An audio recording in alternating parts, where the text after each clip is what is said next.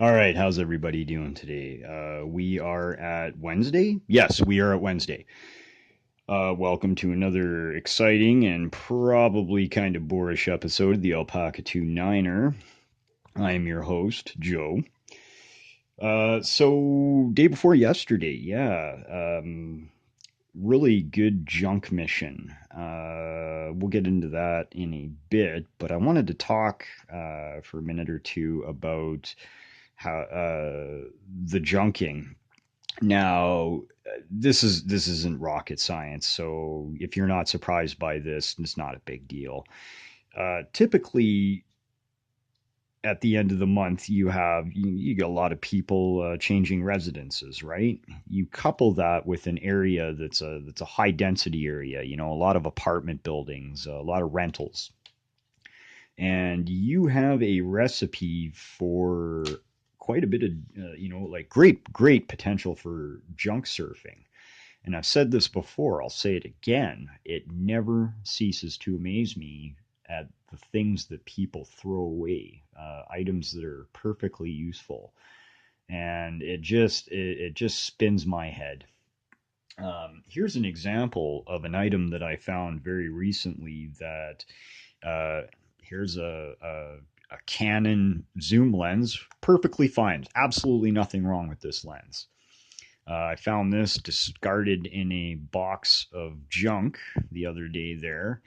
This is actually going to a good friend in Saskatchewan. Hopefully, she'll be able to get some use out of this. I don't have any fancy camera equipment, so this is definitely not something that I would use.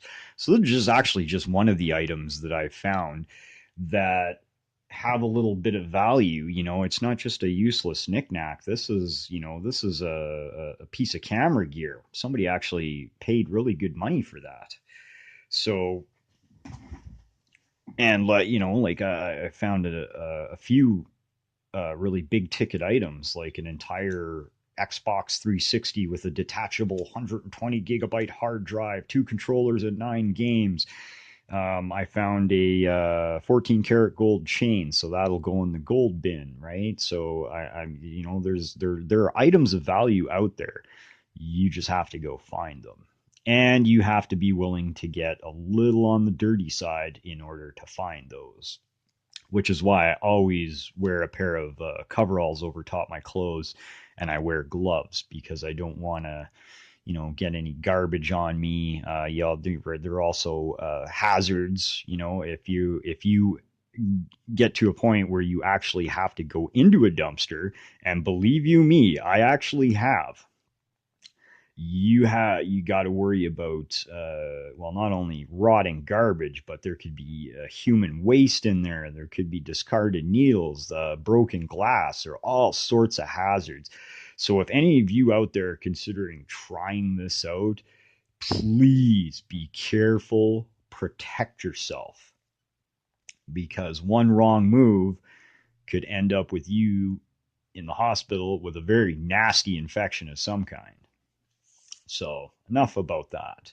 So the other day, I found some really neat stuff. I was down in the Mill Creek Ravine, which is kind of a bit of a physical barrier to the areas in which I operate, which is like Old Strathcona.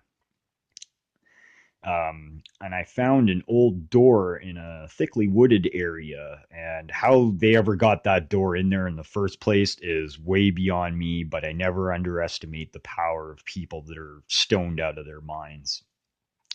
And on that door was a lovely old all brass Sargent knobset. It's not all brass. I lied about that. The interior body here for the bolt is some kind of really cheap pot metal. It's a casting of some kind. And just based on this, I would actually say that this is a late 60s, early 70s model. So they were still using a lot of brass, but they were certainly starting to experiment with cheaper metals for parts that you don't see. Um, did not look this good when I found it. I have obviously gone through some effort to clean it up and make it all presentable. But it is a complete knob set, and it even had the original brass hardware with it. So I cleaned those up too, because you don't often see a lot of original brass hardware anymore. So that was actually a really good find, even though it is not a lock. Because it's an old Sargent, because it's brass, I'm going to reassemble it carefully, and we'll stick it in a bag to protect it, and that can go into the permanent collection. Yeah, so that was a really great find. Um, I tend to find a lot of padlocks. Uh, by a lot, I mean more than zero. Typically, I find padlocks in one of two situations, because I will not steal them. Like, I won't just go pick a padlock and steal it because I want it. That's kind of not cool. That's against the code, and I'm really making an effort to keep things as legit as possible. Because I have this weird thing where I don't like prison. I know, weird, isn't it? So I I tend to find padlocks in two big situations. One, they are discarded in an alley or an empty lot or on a construction site, and they're just bashed to shit and they're full of dirt and stuff. The other situation is that when people move, they often discard boxes of random junk, and those boxes of random junk are like sweet treasure, because they often contain padlocks. Not only that, they often contain keys, because people chuck their keys out, or they have keys from old padlocks that have long since vanished or died. And I like keys just as much as I like anything else. In fact, I have an impending art project that involves resin pouring and keys. So you guys will be seeing something about that in the future, just not today. So, and I did happen to find five padlocks day before yesterday. Just a cheap Chinesium 40 millimeter. Uh, Bidding doesn't really look super easy, but believe me, this is a Chinese. It's just a Chinesium master knockoff. This thing rakes in like 2 seconds. Um, we have a couple of warded locks, and these warded locks are really stupidly cheap. For those of you that are in the hobby, you probably know how easy it is to bypass these simple warded locks. There's really not much point in even having a key or calling it a lock if they're that easy to blow. This one can just go into the general project box with the other Chinesium lock. It's not really collectible, but just good to have around for a little bit of practice. And maybe I'll find an enthusiast who is perhaps not as skilled, so I can pass off some easy pick locks to them, just to kind of support the hobby and support others that are into the hobby. This one is actually a brand I know of, but I haven't seen a lot of. It says Diamond right down here. Now, um, what's really crazy is this tiny little padlock is actually pretty well made. The shackle is really thin, doesn't even say hardened, probably isn't. You could probably cut through these with a small pair of bolt cutters. So there's definitely not a high security lock, but it is a cute little lock. So that might actually enter the permanent collection. It might. I haven't decided yet. It is kind of a cheap piece of crap, but at the same time, it kind of has a weird little charm that I cannot ignore. So we'll just put that off to the side for now. This is a lock that a lot of folks are probably familiar with. This is a bit of an older one. This is an American lock company, 1105. Now, this is an example of one that I found outdoors in a field. It's just, you can see there's corrosion damage on it. It's beat up, but it's still functional. I've actually found this lock in the open position, which was good because I was able to easily disassemble it and clean it. And there was a fella on one of my Facebook lock sport groups that collects these American 1100 series and the associated knockoffs. and he has a fairly extensive collection. So this is probably going to go to that fella. Now, I can't remember the guy's name or even where he lives, but if you see this, don't worry, I will be in touch soon. Your check is in the mail, type of thing. So we'll just put that off to the side. This is kind of the crown jewel of the padlock finds. Now, this is it's a no-name lock. Doesn't even say made in China on it. But what was funny about this is when I found, now a little bit of backstory. Nate is not a brand. This is NATE actually stands for Northern Alberta Institute of Technology. It is a technical school. So if you want to go like learn welding or auto mechanics or machining, this is where you would go. My good friend and mentor, Badger, is the locksmith at NATE. And when I found this, I had a really good chuckle because I was kind of sort of headed over to her place anyways. I had a lot of stuff with me. I had to drop something off because, I'm kind of limited to what I can actually carry, which I found the heaviest I can carry comfortably without killing myself is probably about 25 to 30 pounds. And for most people, that's actually a lot. Okay, now try carrying 25 to 30 pounds extra for 20 plus kilometers. Trust me, it adds up. So it was just really funny to find this Nate lock while I was, kind of in transit intending to go see Nate's locksmith anyways. So even though this is not it's not an expensive lock, it's not a high-end lock, it actually picks really easy, which you'll see in a second here. Just because of that, I think this one will actually enter the permanent collection.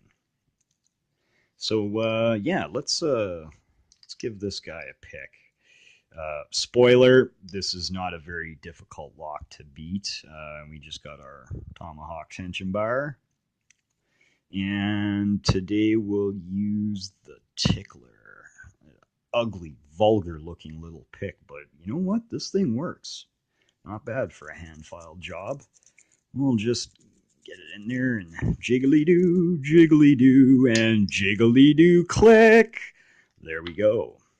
Yeah, so certainly not a tough lock or anything, but just because of the circumstances that I found this in and what I was doing, it'll always put a bit of a smile on my face, give me a bit of a chuckle. So this one can actually go into the permanent collection. And you know what? We're going to have to pick this open again because I want to put this green tag. There's nothing fancy. It's just a green tag that has Nate. So, but I found it with the lock, so I think I am going to keep it with the lock. We'll just pick that bad boy open again, put the tag on and close it, and we're gonna go for a field trip, kids. Do do do do do do do do do do. We'll pull out one of the drawers and have a look in the padlock collection. Oh, look at all that shiny brass. Yummy. All right, so I think I got a bit of a space over in there.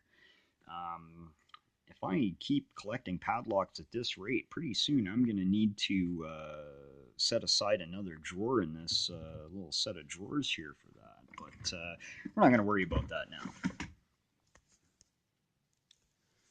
All right. Yeah, sorry for the camera acrobatics. Just get everything kind of squared away here. So that's all I have for everybody today.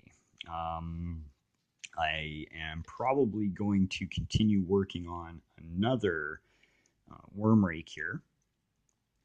The worm rake that I made, was it the last episode? Yeah, I think it was the last episode I was working on a worm rake. So I had completed that, and Badger liked it so much, I put a handle on it, and I just gave it to her. And it's not really a big deal because I will just file another one. So there's another pick in the works. And I'm going to try and make it out to do some junk collecting today because typically when I junk collect, I divide it off into areas that are easier to tackle instead of trying to do everything at once. See, I've tried that. Didn't work out too good. I just found it was easier if I divided it into areas that were just smaller chunks and it was easier to deal with. So one such an area I was unable to hit the other day because I just ran out of time and I ran out of energy. So I let it go. And I think I'm going to go hit that area today, and we'll see what kind of junk turns up. Maybe I'll find some more locks. Maybe I'll find some gold. Maybe I'll find, who even knows? The thing is, you're never going to find anything if you're not looking. So, with that piece of toilet wisdom from the mouth of Joe, I'm going to let you all go, and we'll talk to you really soon. Take care now.